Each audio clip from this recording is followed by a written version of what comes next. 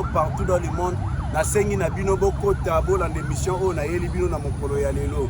Merci beaucoup na ba o nyoso ba soutenir biso partout dans le monde ba o balanda ka biso ba komata ba émission na biso ba e makaba partageaka.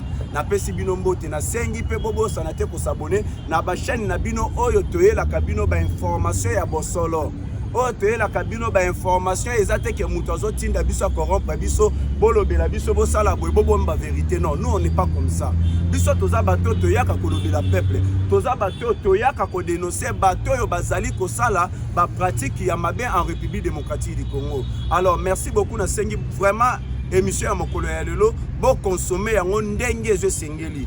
Merci beaucoup na ngandula baron na motema ya Petrus na États-Unis d'Amérique na bo sanité mama Nadine ya AVC ya commune ya Makala oyo balobaka la confiance du chef confiance vraiment ya ministre d'Abiso ya hydrocarbures Didier Boudimbu et vanda epa ya mama Nadine à la femme qu'il faut à la place qu'il faut na pesombo te bisikanyo sozali.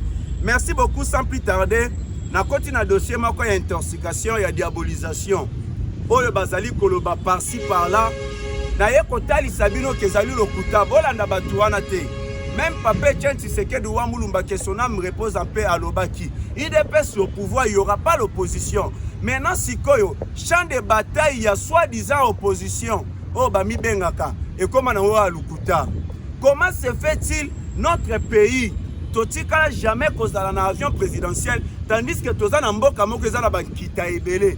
Tozan Amboka Moko, Moutakoti Mobola, et commissaire millionnaire et commissaire milliardaire. Nous avons eu un président où il a dirigé Joseph Kabila, mais incapable de somba avion présidentiel, où il a servi Mboka, où il a servi même bateau pour remplacer. Mais a préféré qu'on soit avion, à commissaire au restaurant à Kingakat. Incapable même de Koluka, République démocratique du Congo, tous à la palais présidentiel. Mais il y a quoi créer à Kingakati.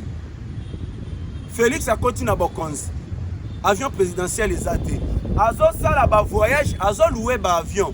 Félix a continué à Bokonzi. Palais présidentiel les athées. Accueilli kozwa mwanda kumako ya muke o ezali cité de l'OIA. Siko toloba, est-ce que Joseph Kabila salaki o sengelaki ou bien salaki o sengelaki te? Moi je vous dirais que a salaki o sengelaki te, puisque notre pays est commissaire millionnaire mais commissaire milliardaire. Na avion ya mboka na biso bazu bakangango ono tozana banyongo bo tala niveau. Le chef de l'état zo tala lobino. Un jour ngana kozala na ba consité et sengeli oya ko remplacer ngai azala na ba condition o ezo sengeli azala na ba condition oyo e ko respecter statut oya azali na yango. Le président de la République asuki wanate asombi avion présidentiel, je dis bien non avion privé mais avion présidentiel. Bolanda muto tazana morphologie ya ba Rwandais na benga kae presse epengerebe. Bolanda ete na ba diabolisation na ba intoxication ezanga mutuna makolo. Le président de la République a sombi avion privé mais eza avion présidentiel. Oyo ye akotika Bokonzi mais oya ko remplacer ya ko utiliser yango puisque eza avion présidentiel. Le chef de l'état Suki Wanate a réhabilité Mongaliema. Donc veut dire que Mobutu a Tikaba Rwanda Kakabongo abandonné. Le chef de l'État réhabilité en fin de compte la République démocratique du Congo a commis peine à palais présidentiel. Denga Tomona Kana États-Unis d'Amérique. Maison Blanche. Si vous avez commis peine à palais présidentiel la République démocratique du Congo. Si vous avez Yabongo Tobetele ma côté. Moutou Yabongo to félicité. Pourquoi tous les locaux ezali à solo? Tous les tobe disayango to komisango eloko moko ya bosoto. Pourquoi? Même ici un examen makasi na mutema et comme atina niveau oyote. Nazo senga na bino bobongo la mutema. Boloba en fin de compte vérité pour peuple congolais à comprendre que oyo ezali vérité. Basta batambola kana opposition te na lokuta. Bossa l'opposition boloba vérité. Pour un jour bino pe boko remplacer. Boko linga basa l'opposition babanda kolobela bino maeza ya lokuta. Merci beaucoup Lukabolongo la liberté d'expression. Beaucoup Lukabolongo la oba bengi état de droit comme ça banda kokanga batu minoko bakoka kolobate. Nous ne voulons pas ça. Toloba vérité tozala honnête et sincère. Tolekina oezo landi na ye et pas ya ministre du travail. Ministre du travail, moi je me pose la question. Aux ministres ya peuple congolais ou bien aux ministres ya ba expatriés. La qualité na yo ya ministre, du travail. Et sengeli yo travailler pour le peuple congolais. Et sengeli yo landa, oyeba ba condition de vie. Ya ba travailleurs, ya ba expatriés. Lelo ba expatriés na mboka na biso ba koma ba congolais. Ba congolais bango ba koma ba expatriés. Na supermarché, Kin marché boyebi eza ba expatriés. À part koyeba eza ba expatriés, eza na bato ba bombama na sima oyo ba dirigeant mboka na biso boyebi bien. Ba avantage oyo bazu ba pesa na ba Kin marché wana boyebi. Kin marché, il y a des Congolais ba sala kakuna bino moko boyo kana no likambo na yeli bino. Il y a des Congolais au ba sala kakuna. Bazala kana primi moko te. Bozi bo sala contrat. Na contrat wana salaire ba futa kabango na to ya 10 600 francs. Bota la degré ya kindoki pe escroquerie. Kin marché. Ba futa ba tout salaire moko médiocre et puis na to ya 10 600 francs atabino moko. Na Kin marché. Bazo banda musala 6 heures juste. Pe bazo kata musala na 23 heures juste. Siko batu bazonga banda kuna ba heure nini. Ba père de famille.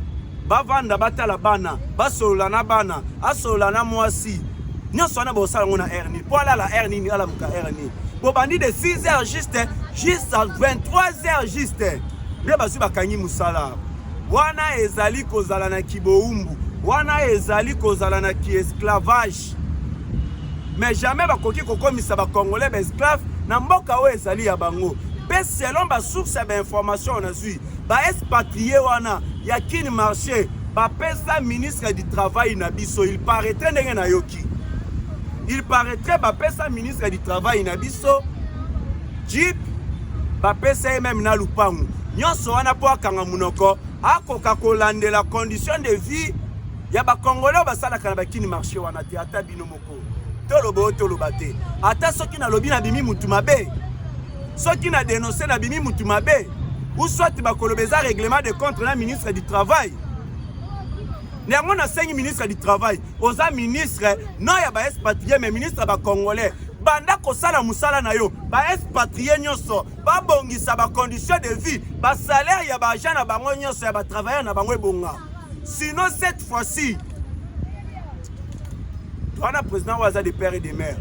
Remaniement na kata gouvernement Zoya. Moi je l'ai dit, ministre du travail, yo, okozala sous reconduit na kata gouvernement.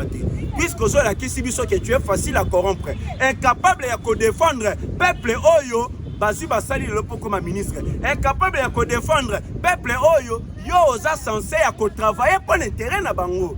Mais aussi se pencher à côté à ba expatrié, ba congolais salaire médiocre, bazola muka de 6 heures. Moussala va clôturer de 23 heures. Et Zalakate, salaire va foutre à salaire médiocre, peine à toi à 10 600. Ministre du Travail. Bongisa, Banda Kolande, la condition de vie, il y a des travailleurs, Nyoso, au Bassala qui pas expatrié. Merci beaucoup, j'espère que le message est l'équipe. Yami Balen a écossé à Christian Bosembe. Merci beaucoup, Christian Bosembe. Sentiment vraiment, comme on a vraiment un Congolais de père et de mère aux affaires. Vous voyez bien, Congolais de père et de mère, ceux qui ont aux affaires. À mon isiko ba étranger, ba komi ko bundisa, bande konaye, ba komi ko bundisa, ba to ya zali ko travailler pour na bazala na ba condition ya malam. Congolais de père et de mère a tellement ka réagira. Lolenge makona Christian Bosembe, oyo azali ko kamba Sensak. Merci beaucoup na Christian Bosembe.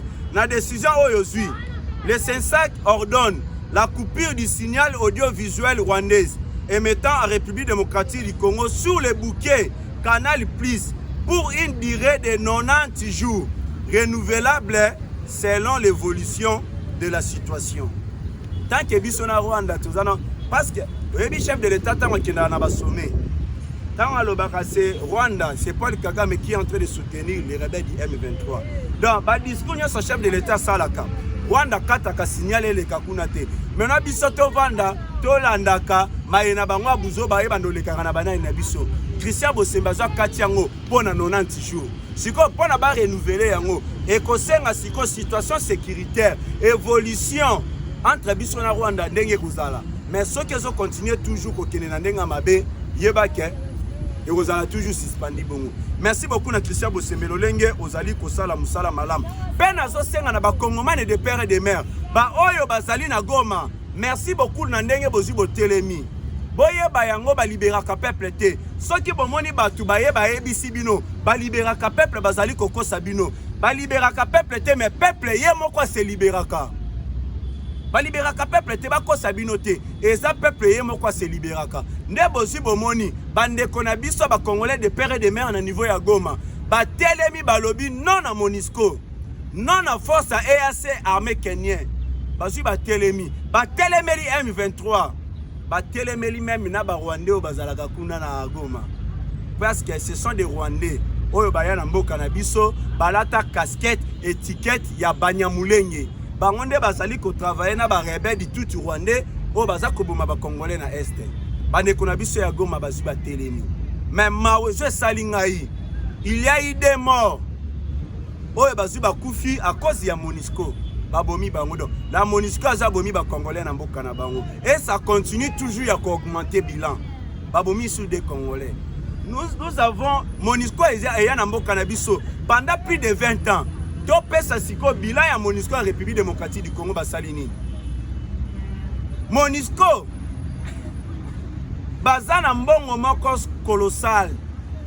Bazana budget moko ya makasi. Bazana ba armes sophistiquées. Bazana bibundeli oyo ezo sengeli mais incapable ya ko bundisa ba rebelle du M23, incapable ya ko protéger peuple congolais na est de la République démocratique du Congo.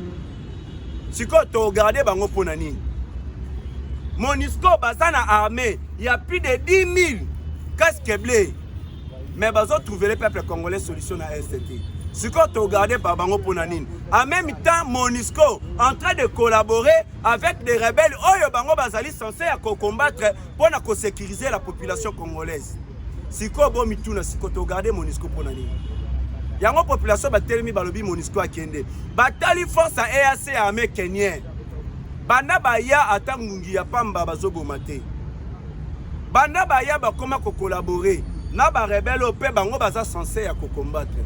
Kimie sengeli bacha incapable ya kutia yango. Siko bakosala ni na est de la République démocratique.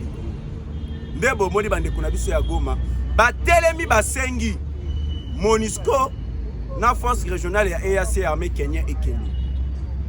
Ndenge na uti koloba ba liberaka peuple te mais ezande peuple ye moko ne muta se liberaka. Le président de la République a kopé Sabino mot d'ordre te botelema. Batuana basalaka politique. Balukaka Félix Antoine Tshisekedi Tshilombo azana makila na maboko. Po baluka raison nini? Moyen nini bakoki ko utiliser po baluka bakanga ye ba avoir ye. Mais le président de la République a ébigé na bango. Yango salaka politique abundaka no po azana na makila na maboko. Ndesiko eloko na zaliko sala mai o ezali ko kamisa bango. Et puis selon les informations o tozali nango na possession na biso. Na église ya Banyamulenge, ba église ya Banyamulenge o bakina kosambela wana. Babenga kango soki Rama.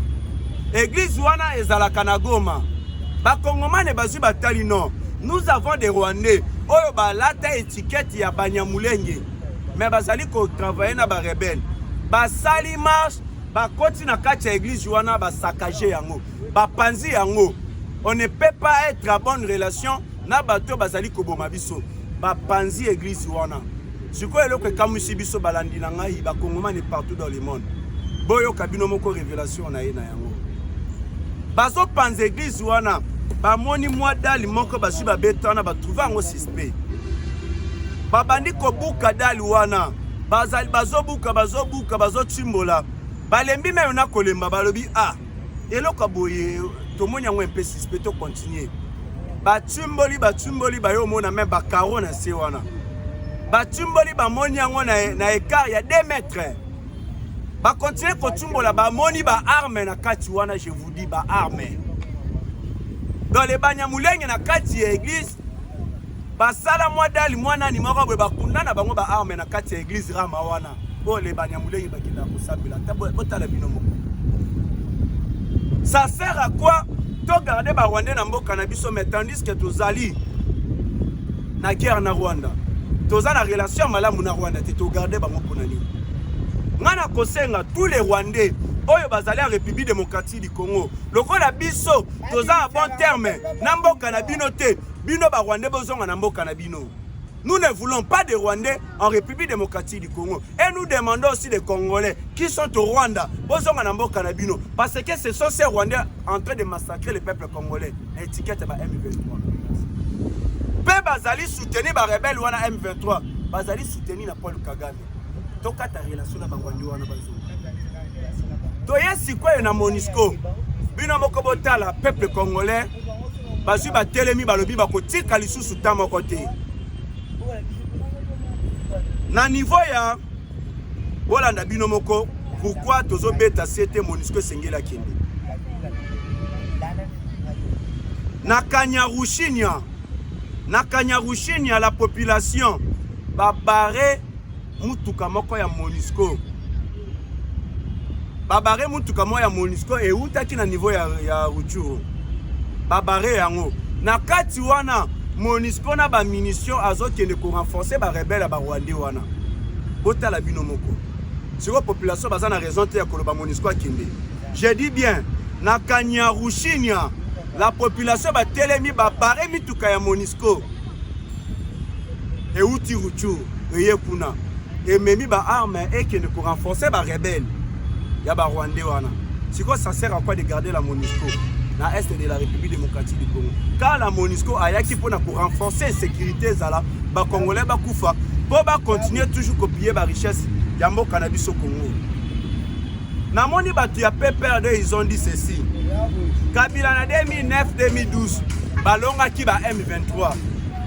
Régime ya Kabila, balonga ki ba M23. Alors, baza koloba babilo comment moi je trouve ça Isaac Ndoki. Félix a kende ko consulter Joseph Kabila pour Joseph Kabila a pessaye mayele ndenge yazo salaki pona kosilisa ba M23 na est de la République démocratique du Congo. Ezali pirement lokuta. Joseph Kabila a tikala kolonga ba M23 te. Sikoto mituna. Pourquoi ba M23 na balimo ki ba 2009-2012? Moi na kopesa bino. Qu'est-ce que Joseph Kabila a fait pour na boyo ka ba M23 na bazala lisusu te ba yo kanate? C'est parce que Joseph Kabila avait signé des accords avec les M23. Sikoto sengla sikoto kenabino na ndenge moko na faire comprendre bino pourquoi na lobaka Félix a eu l'insécurité te. Félix n'aime pas créer ba M23 te. Insécurité wana e banana en 1996 Félix azala mo consulté. Mais plutôt, je le dis bien, plutôt Joseph Kabila a kendaki déjà na procédure ya balkanisation. Koza ba Rwandais, koza ba étranger wana, kopesa bango déjà mboka na biso pe contrôle total ya mboka na biso. Na kotangela bino accord il y a 2009 avec le CNDP. Oyo basu basalana ba M23. Accord wana notre gouvernement na tangu ya Joseph Kabila. Ndenga lobaki alonga ki ba M23, alonga ki bango te. Mais plutôt apesa ki bango bosenga na bango. Notre gouvernement oyo kambama ki na Joseph Kabila. Ministre des Affaires étrangères Raymond Tshibanda, président de la République, à cette époque c'était Joseph Kabila. Basala qui accord, Naba M23 ou Bengami accord il y a 2009 il y a CNDP.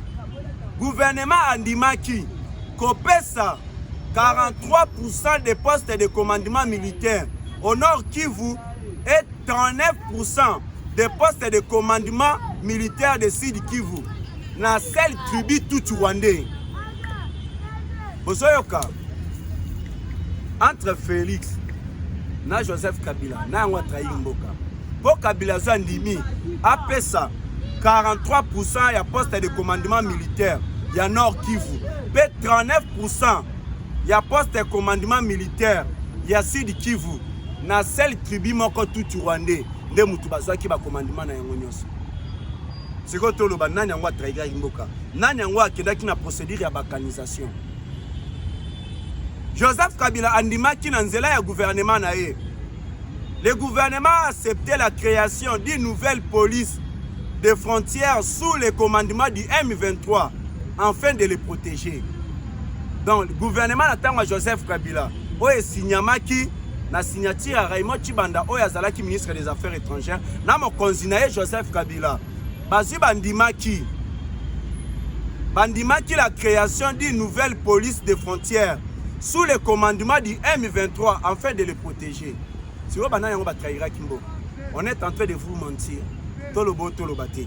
Tokiena Oeleki, le gouvernement accepte de décréter la partie est du pays, Nord Kivu, Sud Kivu, Ituri, Haut-Ouele, Maniema et Tanganyika, comme étant une zone sinistrée et bénéficiera d'un statut d'administration particulière, d'une autonome fiscale et financière et d'un concept sécuritaire particulière sous la gestion du M23. Binomoko Boyoka. Siko Félix a que le Kosolana Joseph Kabila sala kinde ni posi sécurité. Pour Joseph Kabila aye bisaye pesambo katekambo kana ba rebelle ya ba Rwanda wana ba M23. Tozo ki na bino malembe to eba na ndoki. Le gouvernement accepte que les M23, les administrateurs de territorial, les administrateurs de territoire et leurs adjoints, les maires et leurs adjoints, les bourgmestres et leurs adjoints, les directeurs des régies financières et leurs chefs de division, finances, budget, plan, aménagement du territoire économique et Zala Namaboko Yaba M23. Les M23 sont nommés par responsable provincial de la sécurité. Nyonso ba M23 ne ba nommé. Si comme nyonso wana mboka na biso est de la République démocratique du Congo ezala qui sous contrôle total ya ba terroriste du M23, sous contrôle total ya Paul Kagame. Yango comme qui na niveau ya kozwa ba minéraux, ba richesse na biso nyonso a exploiter ngo le lenge ya lingi. Maintenant notre président Félix Antoine Tshisekedi Tshilombo alobi non, comment se fait-il kinta ya mboka Congo et comme il kaka po na Rwanda, mais tandis que le peuple congolais est en train de souffrir, tandis que le peuple congolais bazo luka ba hôpitaux, bazo luka ba universitaire, bazo luka ba nzela ebonga, bazo luka ba emploi, bazo luka ba créer les bango ba société belé, mais ma union soana et banda osalema na Rwanda na ba richesse na biso.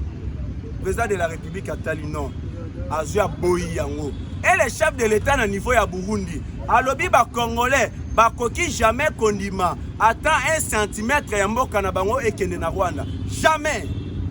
Siko tokoloba nani ngwa trahir mboka, nani ngwa memi ba balkanisation ya mboka, c'est Félix ou bien Joseph Kabila? Moi je vous dirai pirement la vérité, c'est Joseph Kabila nem ta balkanisa kimboka. Joseph Kabila nem ta zali fui infiltration na mboka na biso. Maintenant cet système là, et ça système au Félix azali ko combattre. Yango boyoki Paul Kagame alobi non, biso Rwanda toza ko bunda pona ba droit na biso.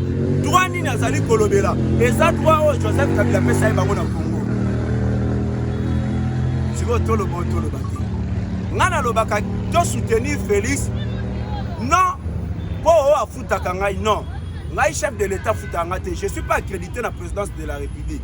Nalia kadi frana été ya liboso nga na soutena kayepo na kati ya ba opposant nazomona ba congolais bazate na kati ya bato ba mibengi ba opposant nazomona na kati na bango congolais azate. Siko na tika Félix na kende ko soutenir nani na opposition azali congolais ba congolais bazate. Siko na tika Félix na soutenir nani oyo ba travaillaka ba bongisaka mboka o, puisque bango nyonso bazalaka aux affaires. Denis Mukwege sous Joseph Kabila aux affaires, Martin Fayulu sous Joseph Kabila aux affaires, Moïse Katumbi sous Joseph Kabila aux affaires, Matata Ponyo sous Joseph Kabila aux affaires. Lelo bango ne babomi mboka bakoti na opposition biso siko ba mungamba na bango tozongisa bango aux affaires po baboma mboka koleka lolenge babomaki. Siko tolobo tolobate yango nga nazali ko soutenir Félix avec des raisons. Pour moni na nzela na yena comme komona mwa makambu clair. Lelo ba congolais bazi ba comprendre que mboka na bango bande ko futa ba militaire rwandais na ba enseignant rwandais, tandis que notre pays ba militaire na biso ba enseignant na biso salaire médiocre. Lelo ba congolais ba yeko comprendre que ba minerai ya biso mais izina raffinerie ya or ezalaki na Rwanda, tozo tonga Rwanda na ba matière na biso. Lelo ba congolais ba yeko comprendre balkanisation systématiquement et bandaki ko salema secrètement Rwanda na oya bandaki ko diriger mboka na biso Joseph Kabila. Lelo Félix abimisa onyo sona poisa. Lelo Félix alakisi na face du monde ba congolais toza ko bunda biso moko bato nyonso bamibengaka ba pays voisin na biso, ba pays frontalier na biso, la communauté internationale, ba mindele nyonso wana, ba français, ba occidentaux, bazalaka po na biso te mais bazala ne pour matière na biso, balingaka ba congolais te. Lelo grâce ya Félix toyebi yango. Sikoyo tolobo tolobate. Merci beaucoup na ba o balandi biso na mokolo ya lelo. Ndenge na lobaki émission bo commenter, bo liker, bo aimer, bo partager, bo s'abonner, surtout bo s'arrêter pour s'abonner. Na bo sanité na pesa mbote na notre DG, le meilleur DG à Onapak. Papa Nangai Guy Bompate, le meilleur DG à Onapak. Oya trouvé les agents sur solution. Oya vanda kanyi maboko te. Atali mokolo ya lobby mardi. Ba combattant IDPS. Bazo kende na mozole ya Etienne Tshisekedi wa Mulumba na Sele. Alobi non, nabimisa mosolo na ngai. Na luwele bango transco, ba kende kolela Etienne Tshisekedi wa Mulumba oya zali le premier docteur en droit en République démocratique du Congo. Oya za bunda lelo. Pour le lombo cannabis soto mona bosomi. Guy Bompate alloué transport et memi bato ba kende kolela. Lolenge sengeli pe ezongisi bato. Lolenge sengeli. Merci beaucoup Guy Bompate, l'homme qu'il faut à la place qu'il faut. Merci beaucoup. Na pesi lisusu mbote na ngandula baro na motema ya Petrus en États-Unis d'Amérique 3 fois ingeta. La femme qu'il faut à la place qu'il faut. Sans oublier maman Nangai Nadine, il y a AVC ya commune de Makala. La confiance du chef. Il y a Didier Boudimbu, le génie blanche. Ah, maman Nadine na pesi mbote. Musala Kitoko. Merci beaucoup tout le monde. À la prochaine. Numéro nanga puisque ba on va continuer toujours kotouna. Plus 243 89 60 77 556. Plus 243